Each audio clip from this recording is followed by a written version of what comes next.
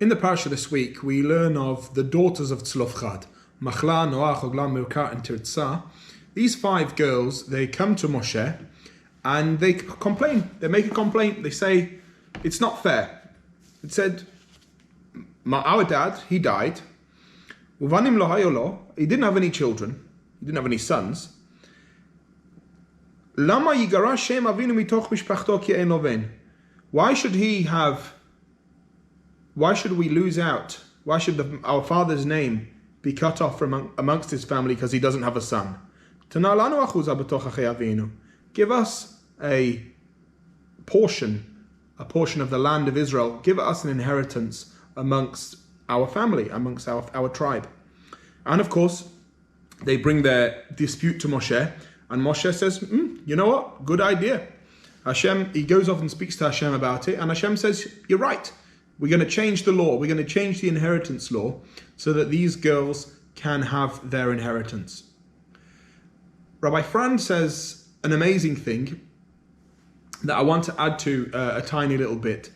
And he tells a story, a great story actually, that happened in the town of Brisk. You may have heard of the town of Brisk. It's now in Belarus. Brisk was a place which was very fervent in its observance of Torah, and the descendants of those who lived and learned in Brisk now have their yeshivot in Israel and one in America as well. And their followers are very fervent, are very strong and powerful and fiery in their observance of Hashem. The story goes that in the shul in Brisk, they had a choir for Rosh Hashanah and Yom Kippur, and they wanted to go and sing in a gallery. They wanted to build a gallery and sing on a platform. Whereas they would usually, in times gone by, they would sing in a semicircle around the chazan. And the rabbi of Brisk, the Brisker Rav, he wanted them to stay in the semicircle, and they wished to go in the choir loft that they were building for themselves on a platform. And there was a big argument, and there was discussions backwards and forwards. The rabbi was very strong in his opinion, the choir and the other people were very strong in their opinion. And came Rosh Hashanah, and the rabbi expected them to be on the bimah, and they didn't listen to him. They went on this platform that they'd built for themselves. And the rabbi begged and he pleaded, please come down, please come and sing on the bimah like I want you to. And they said no.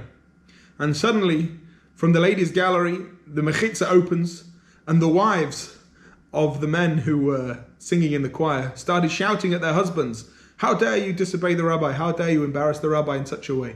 Get down and go and sing on the bimah. And I think that this story of the daughters of Tzlofchad and this story from Brisk tells us something very important. That first of all, when you see that something's wrong, when you feel in your heart that something isn't going right and something that you need to stand up against, then you must do that. If there's an injustice in the world, an injustice that you see, you've got to stand up against it. Even if it means going to the great leaders of the time, whether it be Moshe, whether it be someone else, and saying, this isn't right, we need to do something about it. And a good leader will go and take the dispute to the higher authorities, in Moshe's case Hashem, and deal with it. As long as you bring your dispute in a proper way, in a kind way, and in a way that is respectful. And the other idea from the story is that we must never discount women. We must never discount the effect that women have had on Jewish history, on Jewish practice, from wherever they have been, from whichever situation that we find ourselves in. This story is particularly poignant that it comes a few weeks after the parsha of the spies.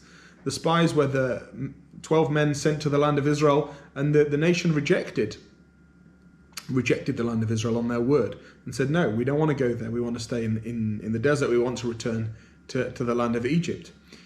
The only time where someone actually said that they want to go, that they want to possess the land of Israel, are these girls, are these women.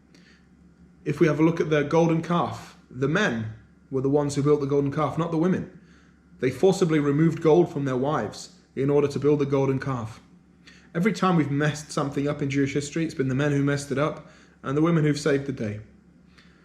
It's so important that we honor our women properly and we respect them, we treat them how they should be treated. One of my favorite times of the week is when we stand by our table on Friday night and we sing Eshet Chayil and recognise the work of the women of our community. And it's my hope that for us in our community, as we move forward into the future, we can really put this at the centre of what we do.